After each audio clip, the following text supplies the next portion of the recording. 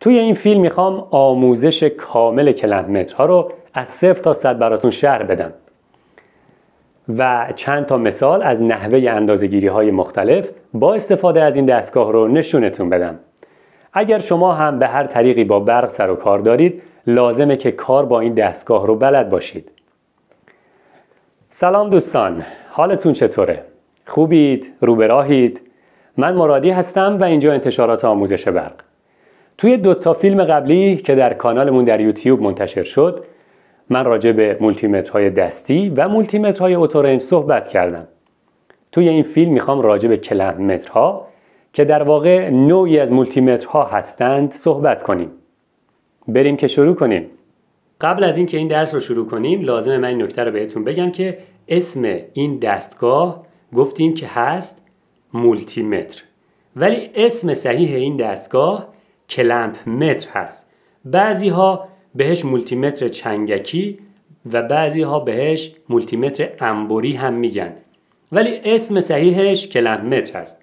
هر کجا توی این فیلم دیدید که من به اشتباه برای این دستگاه از اسم مولتیمتر استفاده میکنم، شما به بزرگیتون ببخشید و بدونید که اسم صحیح این دستگاه کلمپ متر هست، نه مولتیمتر. خب توی 2 تا درس قبلی من راجع به مولتیمترهای ساده دستی و مولتیمترهای اتورنج زیاد صحبت کردم و توی اون درس ها دیدید که اندازه‌گیری جریان با استفاده از مولتیمتر چقدر کار مشکلی بود.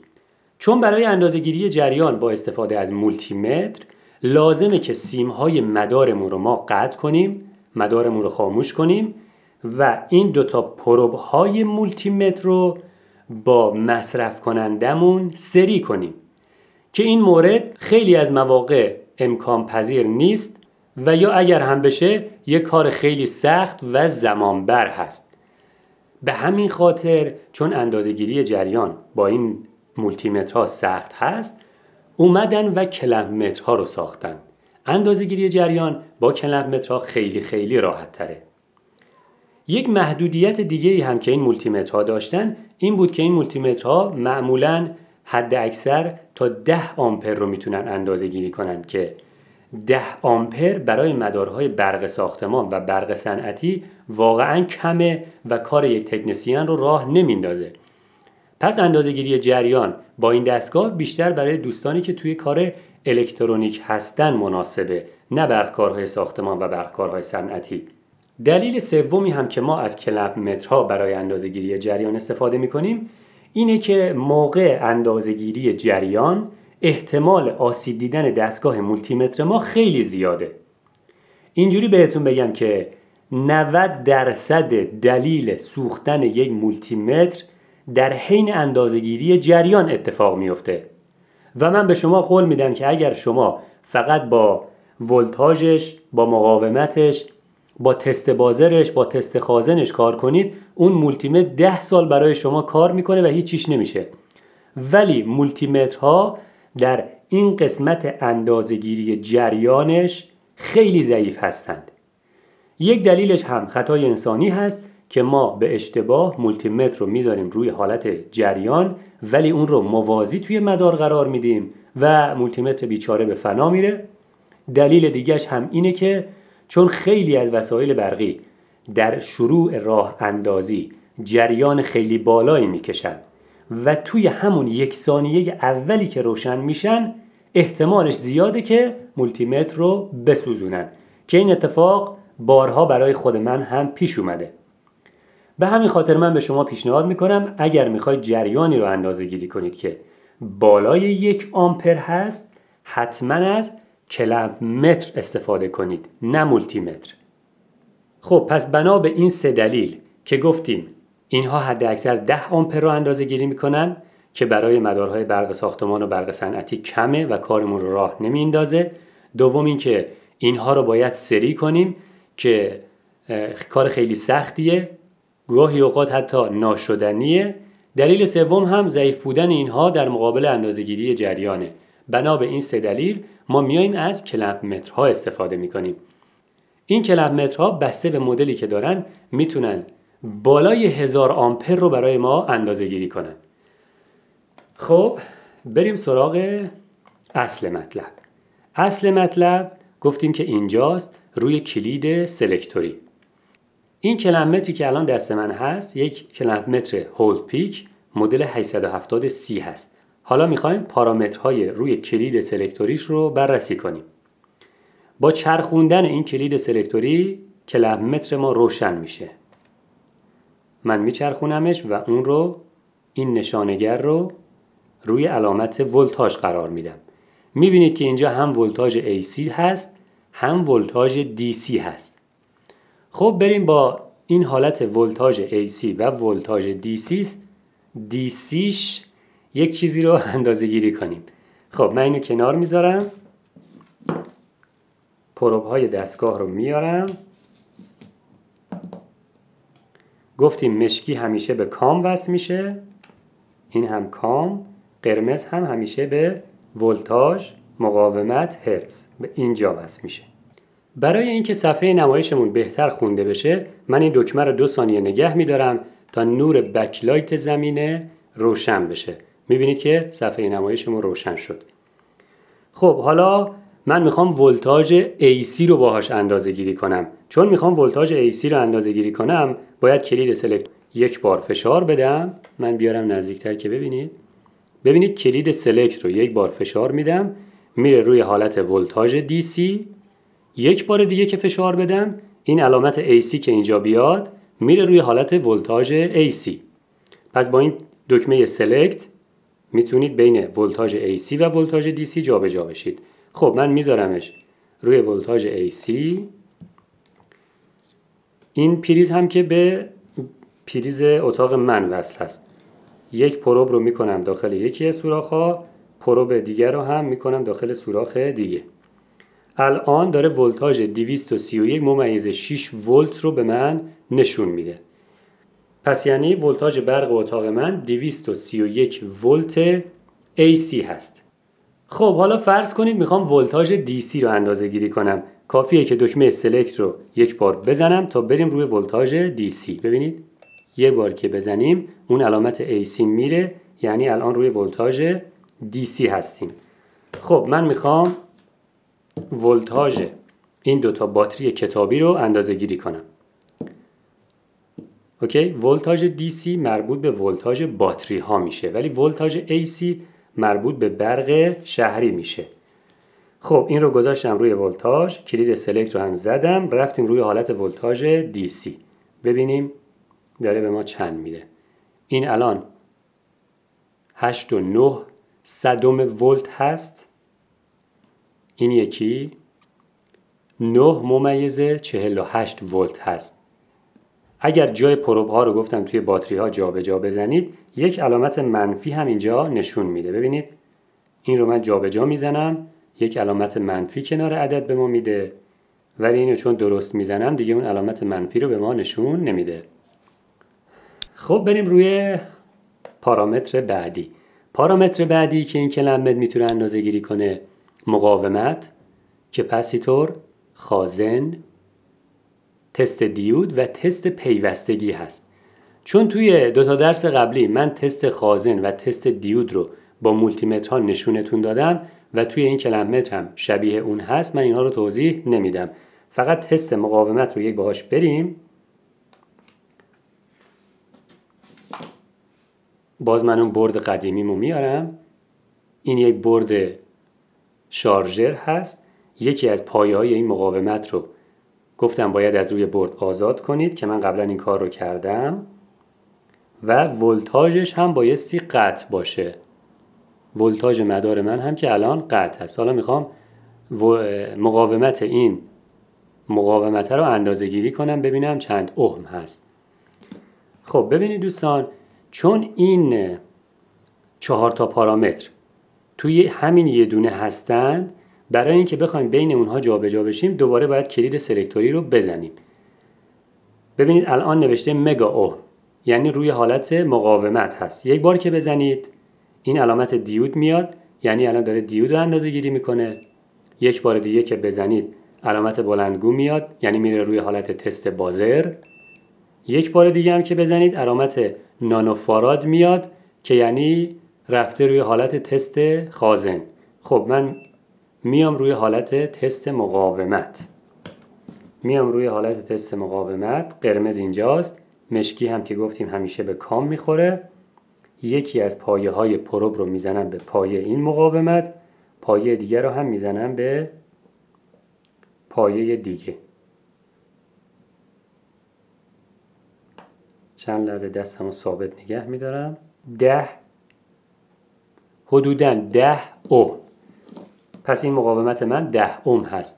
توی مولتیمترها هم این رو اندازه گیری کردیم، همون 10 اوم بود.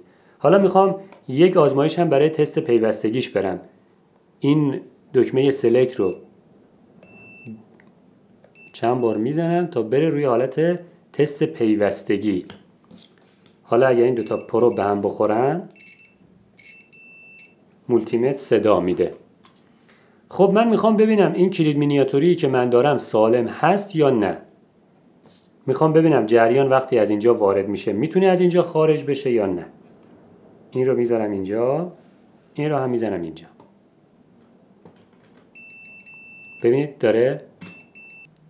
البته این کلید مینیاتوری خراب بود و من اینو آوردم که بهتون نشون بدم خرابه، ولی الان دیگه شانس ما درست شد دیگه و تست بازرمون عمل کرد. و الا این رو من قبلا تست میکردم خراب بود، یعنی این رو باید چند بار بالا پایین میکردی تا بالاخره یه بار عمل میکرد. خب خدا رو شکر خراب شد. ببینید الان تست پیوستگی کار نمیکنه. پس نشون میده که این کلید مینیاتوری خرابه. واقعا همین کلید مینیاتوری خراب بود، ولی دیگه توی آزمایش اول خودش رو سالم نشون داد. خب بریم روی پارامتر بعدی. من اینا رو کنار بذارم، اینجا رو خلوت کنیم.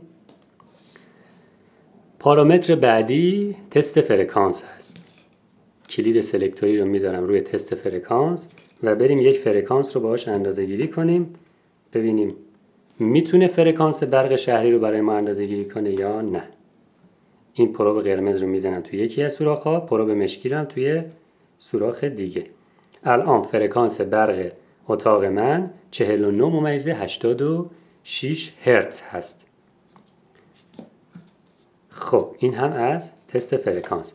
بعدی تست دما یا اندازه‌گیری دما هست. معمولاً کمتر کلمتر این تست دما رو داره، ولی این کلمتر این قابلیت رو اضافه تر داره. برای اندازه‌گیری دما با استفاده از این کلمتر شما بایستی از این استفاده کنید که داخل بسته محصول وقتی شما میخرید این رو هم بهتون میدن. پس این پروب های قبلی رو من میکنم چون دیگه ما با اونها کار نداریم و به جاش اینها رو وصل میکنم. قرمز میخوره اینجا و اینجا که نوشته تی منفی مشکی بهش متصل میشه. به این صورت الان میبینید که دمای اتاق من رو داره نشون میده، 26 درجه سانتیگراد. خب من سر این رو دستم میگیرم ببینم دماش تغییری میکنه یا نه. باید چند ثانیه صبر کنید. ببینید دمایی داره بالاتر میره چون دمای بدن من بالاتر از دمای اتاق هست.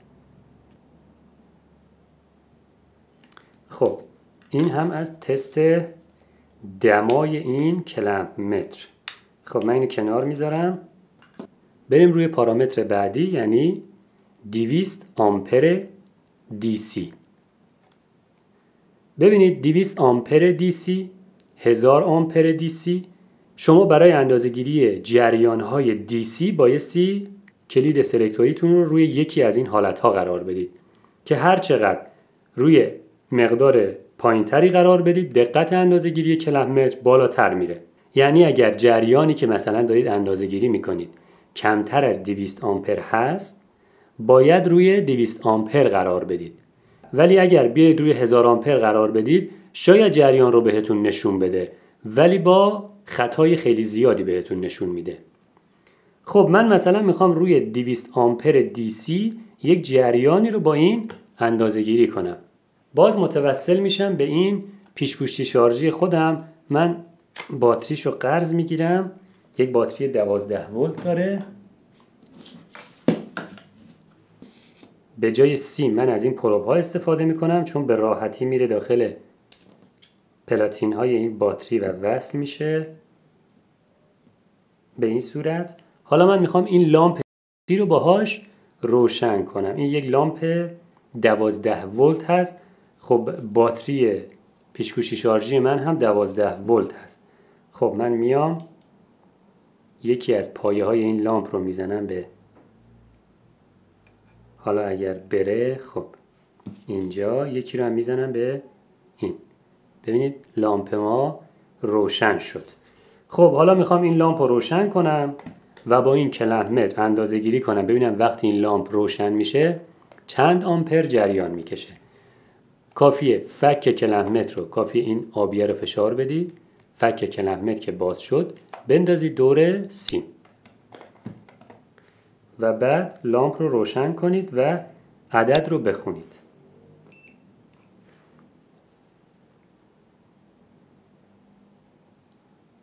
یک و نیم آمپر.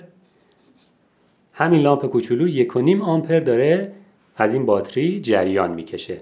چون این باتری DC هست جریانش هم DC هست. به همین خاطر من کلید سلکتوری رو گذاشتم روی جریان DC.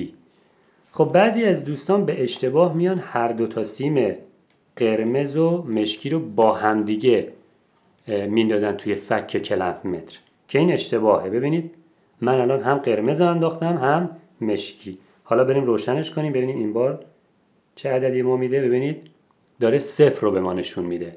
چرا؟ چون از قرمزه داره جریان میره، از مشکیه داره جریان برمیگرده. پس برآیند این دوتا میشه 0. ولی اگر روی یکی از سیم ها بندازید، من دوباره روشنش کنم، خیلی داغ میشه این لامپه وقتی روشن میشه. ببینید وقتی روی یکی از سیم ها میندازید جریان رو به درستی به ما نشون میده. همین لامپ فسقلی داره 1.5 آمپر جریان میکشه. پس دیدید که اندازه‌گیری جریان چقدر با این راحته. دیگه اصلا لازم نیست شما از این پروب ها استفاده کنید. هم فک دستگاه رو باز میکنید، سیمو میندازید این داخل و تمام. خب حالا بریم سراغ پارامتر آخر، یعنی من زوم کنم، میریم روی جریان AC. کلید سلکتوری رو میچرخونم، اینجا که نوشته 400 ممیز 1000 آمپر AC. کلید سلکتوری رو میذارم روی این و میخوام باهاش جریان AC رو اندازه گیری کنم. دوستان دقت کنید اینجایی که نوشته شده 400 ممیز 1000 فکر نکنید که منظورش 400 تا 1000 آمپر هست. نه، این کلمپ متر میتونه از 0 تا 1000 آمپر رو برای ما اندازه گیری کنه. ولی منظورش این بوده که چه 400 آمپر رو میخواید اندازه گیری کنید چه 1000 آمپر، کلید سلکتوری روی همین قرار میگیره. خب بریم باهاش یک جریان AC رو هم اندازه گیری کنیم. من مثلا این اتو رو دارم، میخوام این رو روشنش کنم، اینجا بذارمش. شما بیا این ور، شما بیا تو تصویر. خب دو شاخه اتو رو میزنم به پریز. از اونجایی که کلمپ متر باید یکی از این سیم های فاز یا نل رو داخل فک خودش بگیره، من مجبورم این سیم ها رو، این سیم سفید دلا رو از وسط بشکافم که فاز و نل رو از همدیگه جدا کنم. برق رو البته قطع کردم.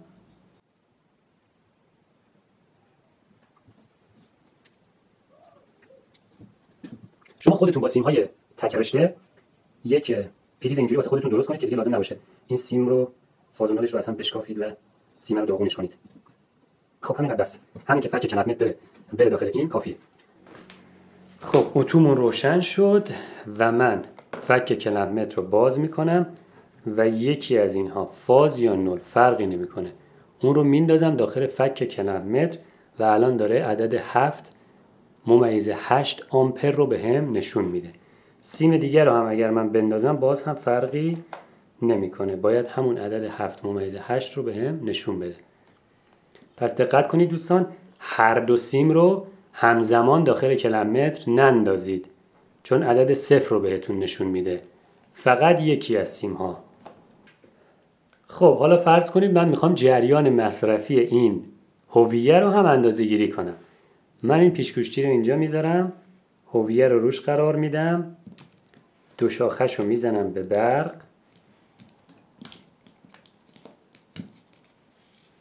به این صورت و کلم متر رو میندازم دور یکی از رشته سیم ها. الان داره عدد 2 دهم آمپر رو 2 دهم تا 1 دهم آمپر رو به هم نشون میده، یعنی حدوداً 200 میلی آمپر جریان مصرفی این هویه هست. دور سیم دیگه هم که اگر بندازیم باز هم همون عدد 2 دهم آمپر رو داره نشون میده. پس جریان مصرفی این هویه هم 2 دهم آمپر AC هست. خب دوستان، اگر ناراحت نمیشید آخر این فیلم باز من یک پیام بازرگانی براتون پخش کنم. پیام بازرگانیمون هم اینه که تمام این تجهیزاتی که من توی این فیلم ها دارم ازشون استفاده میکنم، مثل این مولتی مترها، این کلم مترها، همشون توی سایت آموزش برق هم قابل سفارش دادن هست. شما اینها رو که سفارش بدید 3 تا 5 روز بعد از طریق اداره پست ما اونها رو به دست شما میرسونیم. ممنونم که تا اینجای ویدیو همراه من بودید. خوشحال میشم اگر به مباحث برق ساختمان و برق صنعتی و آیفون های صوتی و تصویری و سیستم های حفاظتی علاقه‌مند هستید. کانال ما رو در یوتیوب سابسکرایب کنید. این باعث میشه هر زمان که ما فیلم جدیدی توی یوتیوب منتشر کنیم یوتیوب شما رو با خبر کنه.